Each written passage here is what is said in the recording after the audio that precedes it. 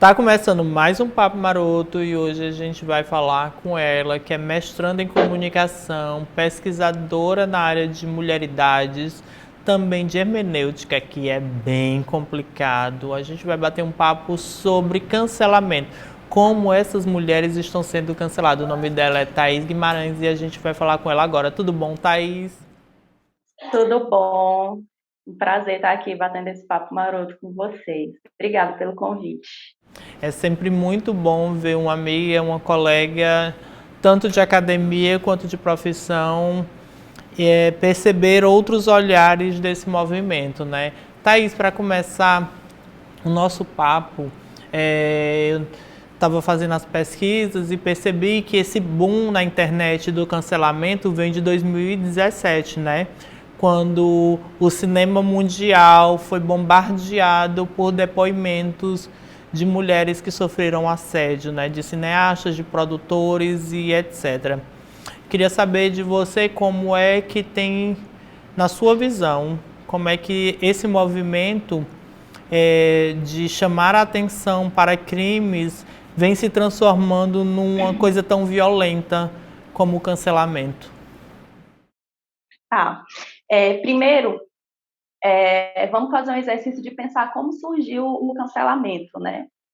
Coincidentemente, há uma semana eu estava conversando com uma amiga que é professora de direito e há muito tempo a gente tem um projeto de escrever um artigo.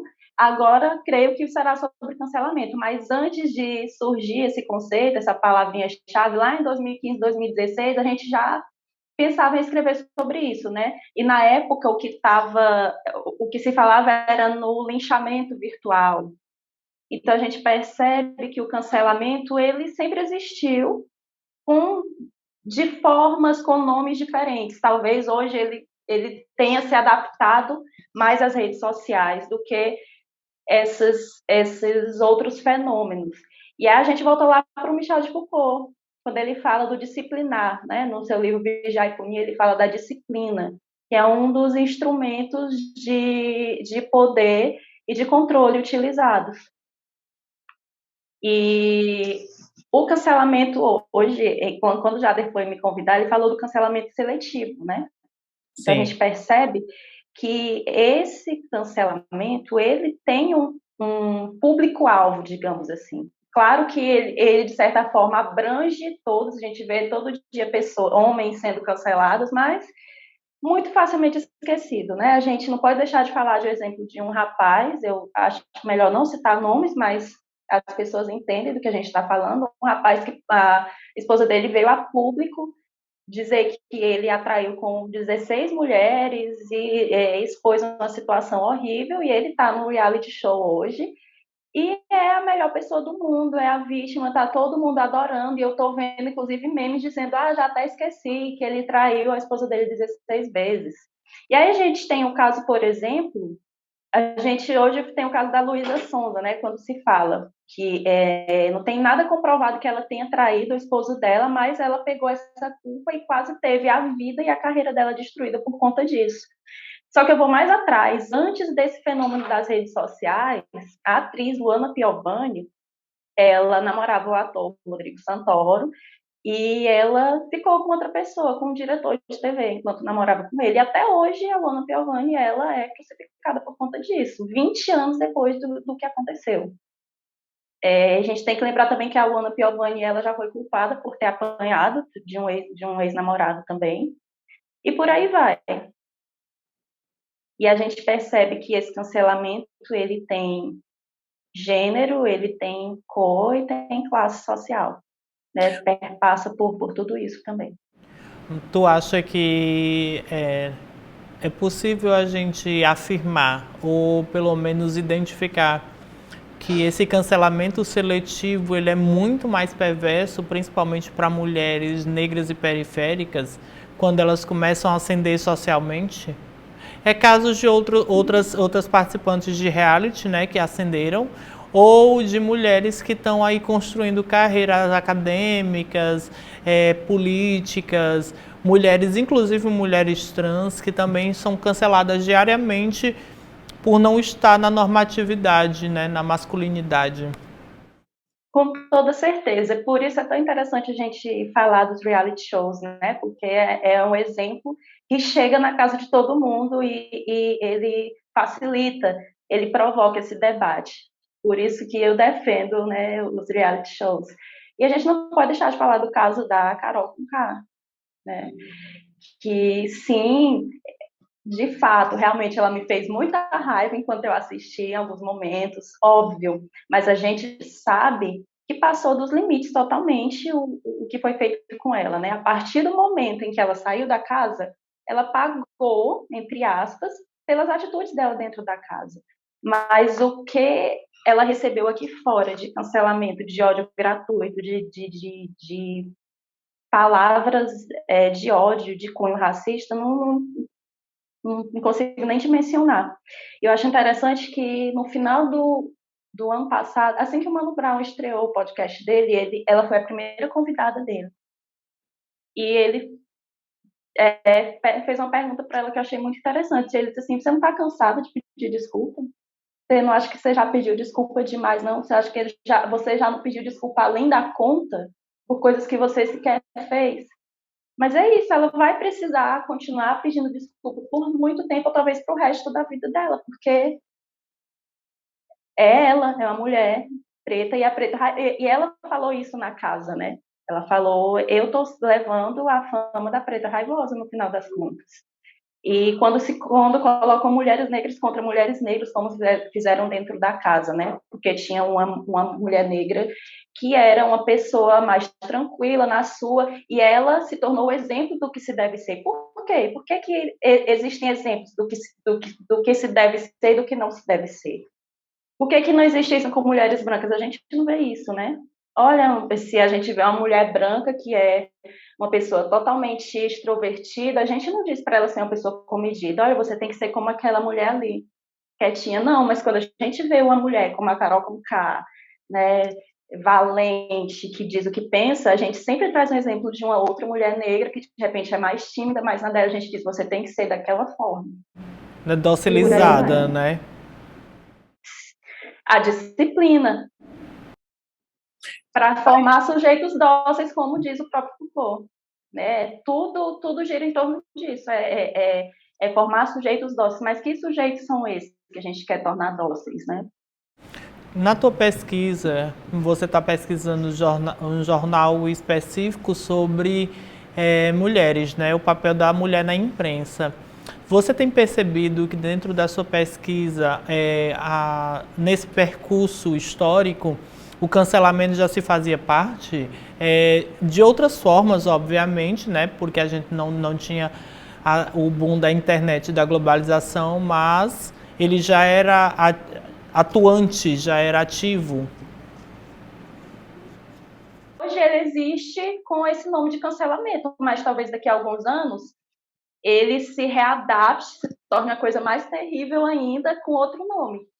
E é muito interessante tu me perguntar sobre a minha pesquisa, porque a Lélia Gonzalez, que é uma das grandes contribuintes para o jornal Mulherio, que é o jornal que eu pesquiso, que é um jornal paulista da década de 1980, a Lélia Gonzalez, ela é muito atuante nesse jornal, uma mulher negra, pesquisadora, socióloga política. E nesse contexto, na época em que ela estava lá, naquele período, pouco tempo depois ela concedeu a entrevista e ela falou sobre esse assunto, só que ela não era a palavra cancelamento na época. E ela falou do caso da Zezé Mota.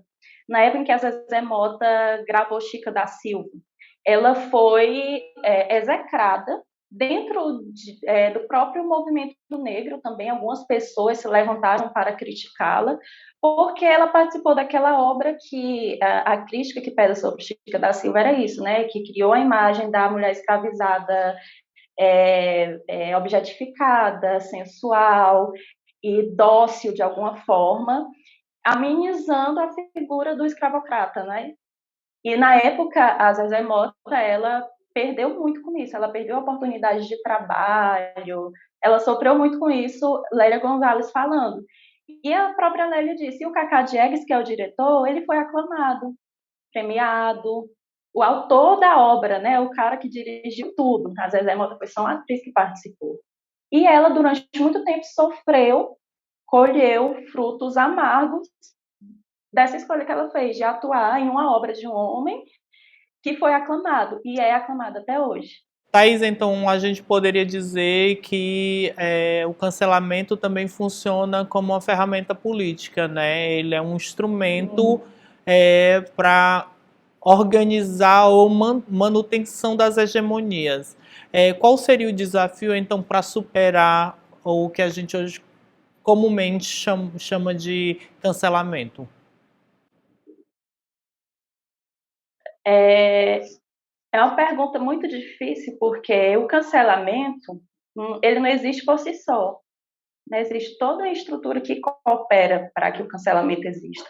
E aí a gente fala de racismo, a gente fala de machismo, fala de transfobia, de discriminação social, de classe. Então, como é que a gente vai mexer nessas estruturas, né, que permitem que o cancelamento exista? Eu acho que inicialmente, basicamente, superficialmente, a gente tem que começar a chamar a sociedade para reflexão e dizer, olha, você está cancelando hoje, mas você pode estar sendo cancelado amanhã, né? Isso. A gente tem um caso muito emblemático de uma influenciadora que bem no começo da pandemia deu uma festa, não sei se vocês lembram, e acho que todo mundo pegou Covid nessa festa, e até hoje, eu lembro, eu fiquei horrorizada quando eu vi, mês passado, ela afirmou que testou positivo para Covid, e os comentários eram horríveis, tipo assim, não é você a rainha da Covid, que não sei o quê.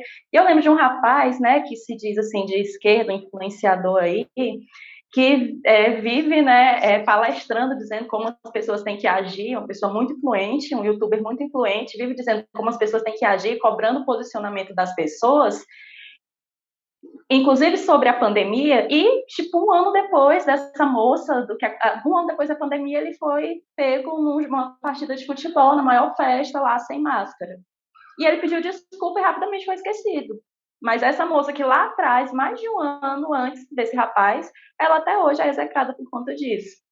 Então, vamos fazer exercício. Esse rapaz mesmo, né, que inclusive na ocasião criticou essa moça, ele foi cancelado depois, óbvio que rapidamente passou, né? Mas eu acho que é dizer para as pessoas, olha, você está criando como diz as nossas avós, né? A gente está criando uma cobra que vai te morder. Tem que pensar nisso, é uma coisa muito séria.